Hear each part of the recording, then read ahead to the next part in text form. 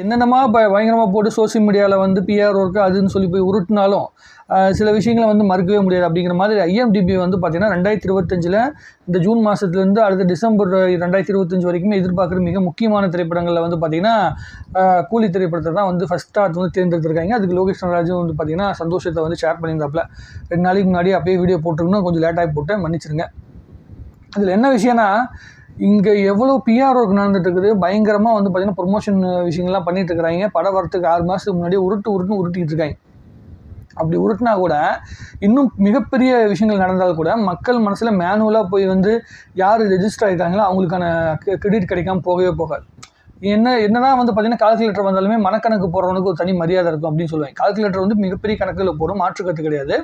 ஆனால் இந்த மக்களுக்கு இந்த என்ன சொல்கிறேன்னா, சாமானிய மக்களுக்கு வந்து யார் ரொம்ப பிடிக்கும், மனக்கணக்கு போடுறது ரொம்ப பிடிக்கும். அது ரொம்ப பயங்கர ஹியூமன் கால்குலேட்டர் அப்படிங்கிற அந்த சகுந்தலா தேவின்னு ஒருத்தருப்பேன், அவங்களுக்கு தான் பயங்கர இன்ட்ரெஸ்டிங்காக வந்து பார்ப்பேங்க. அந்த மாதிரி ரஜினி சார், கமல் சார் இவங்கெல்லாம் வந்து மேனுவலாக போட்ட அந்த 50 வருஷம் உழைப்பு தான் அவங்கள வந்து இன்னும் உயிர் போட இந்த ஜென்ரேஷன் கூட வந்து பார்த்திங்கன்னா வேகமாக ஓட வைக்குது அப்படின்னு நான் நினைக்கிறேன். நிறைய பேர் என்கிட்ட வந்து கேட்பாங்க, என்ன கேட்டாங்கன்னா, எப்போ பார்த்தாலும் நீங்கள் ரஜினி சாரை பற்றி பேசும்போது ஏன் கமல் சாரை பற்றி ஒரு வார்த்தை பேசுகிறீங்க அப்படின்னு சொல்லிட்டு. என்னை பொறுத்த வரைக்கும் என்னென்னா, சினிமாவுடைய வளர்ச்சியில் ரஜினி சாருக்கும் கமல் சாருக்கும் வந்து பார்த்திங்கன்னா ஈக்குவலான பங்கு இருக்குது. ஆனால் ரெண்டும் வேறு தளத்தில் வந்து 2 பேர்த்துக்கும் பங்கு இருக்குது. கமல் சார் வந்து எக்ஸ்பெரிமெண்ட் பண்ணுறது, டெக்னிக்கலாக வந்து பார்த்திங்கன்னா சினிமா வளர்த்துற அந்த மைண்ட் செட்டில் வந்து அவர் பண்ணியிருப்பாப்புல. ரஜினி சாரை பொறுத்த வரைக்கும் தனக்கு தெரிஞ்ச அந்த ஜனரஞ்சகமான நடிப்பு ப்ளஸ் வந்து பார்த்திங்கன்னா உலக அளவில் தமிழ் சினிமாக்கான வியாபார எல்லையை வந்து கொண்டு போய் சேர்த்துன அந்த விஷயம் இருக்குல்ல, அதை வந்து பார்த்திங்கன்னா ரஜினி சார் பண்ணார். இது ரெண்டையுமே நம்ம எப்பயுமே மறுக்காமல் இருந்தால் தான் இந்த இண்டஸ்ட்ரி வளரும் அப்படின்னு நான் நினைக்கிறேன். இதுக்கப்புறம் வந்து விஜய் சார் வந்து பார்த்திங்கன்னா அரசியலுக்கு போன பிறகு அதுக்கப்புறம் அரசியல் போய்ட்டு ரிட்டன் வந்தாலும் வருவார், அது ஒரு பக்கம் இருக்கட்டும். அதுக்கப்புறமேட்டு அஜித் சார் வந்து பார்த்திங்கன்னா ரேஸ் ஓட்டிட்டு அவருக்கு கேப் இருக்கும்போது சினிமா நடிப்பாப்பில். இவங்க 2 பேரை தாண்டி அடுத்த ஜென்ரேஷன் வந்து ரஜினி சார் வந்து என்ன மாதிரியான ஒரு பயணத்தை கொண்டு போயிருக்காரு, என்ன மாதிரியான வியாபார எல்லையை கொண்டு போய் சேர்த்துருக்காங்க அப்படிங்கிற விஷயத்த கரெக்டாக புரிஞ்சுக்கிட்டு அதுக்கு தகுந்த மாதிரி படங்களை பண்ணி மக்களை ரசிக்க வைக்கிற விஷயங்கள் பண்ண ஆரம்பித்தா கண்டிப்பாக ஜனரஞ்சகமாக போய் ரீச் பண்ணுற விஷயங்களை பண்ணலாம். சிவகார்த்திகேயன் அதான் பண்ணிட்டு இருக்காப்புல. இப்போ மாவீரன் படம் கூட ஜப்பானில் ரிலீஸ் பண்ண போகிறாரு. ரஜினி சார் என்னென்ன பண்ணாரோ அதை அப்படியே டிட்டோ பண்ணி பண்ண ஒரு குரூப் யாருன்னு பார்த்தீங்கன்னா, ஒன்று விஜய் சார், அதுக்கப்புறம் வந்து சிவகார்த்திகேயன் தான். இப்போ கரெக்டாக அந்த ஃப்ளோவில் வந்து போயிட்டுருக்காப்புல. தனக்கான ரசிகர் கூட்டத்தையும் உருவாக்குறாரு. ப்ளஸ் வந்து பார்த்திங்கன்னா அது தனக்கு முன்னாடி இருந்த ஜென்ரேஷனையும் சரியான ஆங்கிளில் வந்து பார்த்திங்கன்னா மதித்து கொண்டு போயிட்டுருக்காரு. நடுவில் கொஞ்சம் தொய்வடைஞ்சாப்புல ஒரு இந்த சீமராஜா அந்த மாதிரி டைமில்.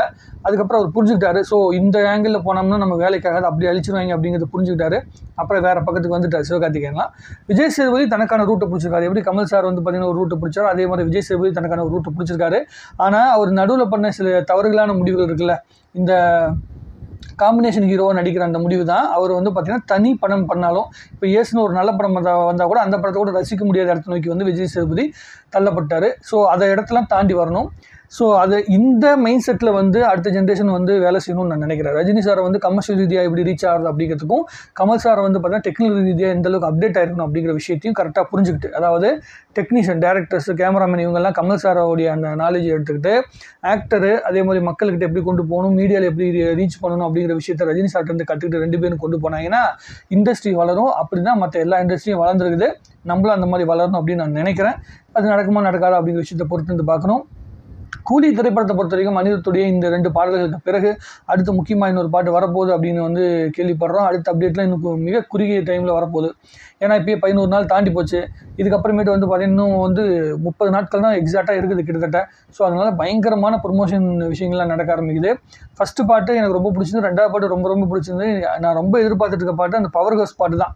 அந்த அரங்கம் அதிரட்டுமே பாட்டு இருக்குல்ல, அதோடைய அந்த விஷுவல் விஷயத்தை பார்க்கணும் ரொம்ப ரொம்ப ஆர்வமாக இருக்கிறேன். லிரிக் வீடியோ கிடைச்சாலும் கூட சரி, அதுவும் பயங்கரமாக ஆர்வத்தோடு பார்க்கணும் ரொம்ப ஆர்வமாக இருக்கிறேன். பொறுத்துந்து பார்ப்போம் அது எந்தளவுக்கு நடக்குது, எவ்வளோ சீக்கிரம் நடக்குது அப்படிங்கிறது. எப்படி வந்து ஹுக்கும் பாட்டு வந்து ஜெயிலர் படத்துக்கான ஒரு மிகப்பெரிய இம்பாக்டை உருவாக்கி பயங்கரமாக ப்ரொமோட் பண்ணிச்சோம், அதே மாதிரி இந்த அரங்கம் அதிரட்டுமே பாட்டு வந்து பயங்கர இம்பாக்டை கொடுக்கும் அப்படின்னு நினைக்கிறேன். ஏற்கனவே டாப் லெவலில் வந்து எதிர்பார்க்குற திரைப்படமாக ஐஎம்டிபி சொல்லியிருக்கு அப்படிங்கிற பட்சத்தில் இன்னும் கூட அதை விட மிகப்பெரிய ஒரு ரீச் கொடுக்கறதுக்கான இடத்தை நோக்கி இன்னும் இந்த படம் நகர்த்தோம் அப்படின்னு நினைக்கிறேன். இதில் என்ன பியூட்டினா, இப்போ எல்லா லாங்குவேஜ்லையுமே பாட்டை வந்து ரிலீஸ் பண்ணிடுறாங்க. அந்த எல்லா லாங்குவேஜ்லையும் பாட்டு வந்து ரசிக்க முடியாது. ஹிந்திலையும் கேட்டேன், கூலி பொறுத்தவரையும் 2வது பாட்டு அந்த மோனிகா பாட்டு ஹிந்திலையும் கேட்டேன், தெலுங்குலையும் கேட்டேன். எல்லாமே வந்து ரொம்ப பக்காவாக வந்து பார்த்திங்கன்னா சிங்காக இருக்குது. ஸோ எல்லா ஆர்டிஸ்ட்டுமே படத்தை விஷுவலாக பார்க்கும்போது பயங்கரமாக கனெக்ட் ஆவாங்க. இந்த எதிர்பார்ப்பு ஐஎன்டிபி கொடுத்துருக்க இந்த எதிர்பார்ப்பை கூலி திரைப்படம் வந்து பூர்த்தி பண்ணும் அப்படிங்கிற மிகப்பெரிய நம்பிக்கையோடு நானும் காத்துட்ருக்கிறேன். நீங்கள் எந்த மாதிரி விஷயங்களை வந்து கூலி படத்துலேருந்து எதிர்பார்க்குறீங்க?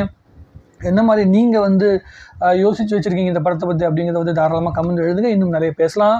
வாழ்க தமிழ்நாடு, வளர்க தமிழ் சினிமா.